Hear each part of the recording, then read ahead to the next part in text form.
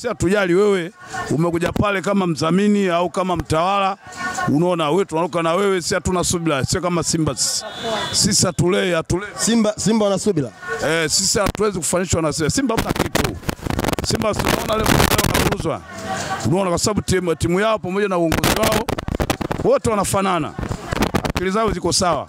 Lakini Yanga Afrika ukifanya vibaya, mchezo huu sisi tunamwambia engineer tumekusamehe kwa mchezo wa jana. Na ule ndio uwe mchezo wa mwisho. Ndio.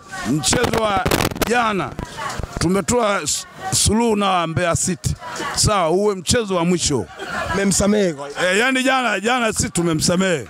Na ule mchezo uwe mchezo wa mwisho, afanye mikakati, unaona bwana. Tukiona mchezo wa pili unakuwa vile vile, sawa, tutatafuta utaratibu. Maana sasa tuchelewage, hata kocha tunaweza kumwambia tembea. Sawa, lakini pia jana nimesikia pia mashabiki wameshaanza kusema hawamtaki kocha. Wewe unafikiana na hilo? Kwa sasa hivi ni jepesi kwa sababu sasa hatujafungwa ile mechi. Lakini jana watu wanaimba hivyo. Hiyo sawa, kila mtu na mtazamo wake. Kama mimi nikiwa kama mwanachama wa Yanga, mimi mwanachama sio mshabiki mimi.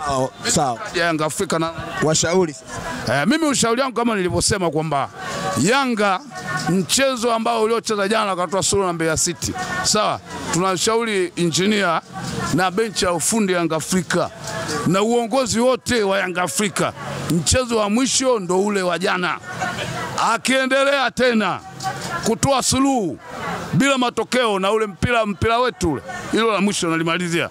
Mpira wa Yanga sio ule wa jana. Si Yanga tunazoea kasi, tumezoea pasi nyingi na tumezoea mapema tunaweka. Tunataka mpira wetu ule. Tunataka mpira wetu. Labda changamoto viwanja mkoani. Changamoto sio kiwanja. Sababu wachezaji wengi wote unaowaona wametokea kwenye ndondo.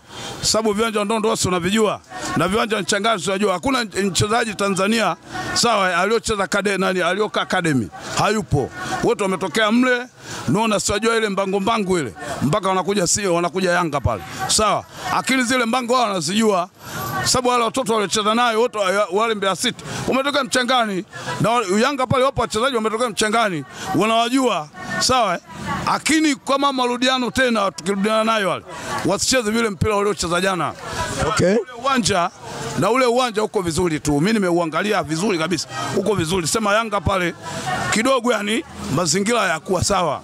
Lakini kwa kunirudia kauli yangu kwamba sisi njia tumemsamehe kwa mchezo ule mmoja wa suluhu. Sababu sasa tujafungwa. Sawa? Tumemsamehe mchezo unaokuja. Akirudia tena. Sawa, akirudia tena baba yule kocha yake atatembea. Bwana sawa. Mwana Yanga mwingine yuko wapi hapa? Yuko wapi?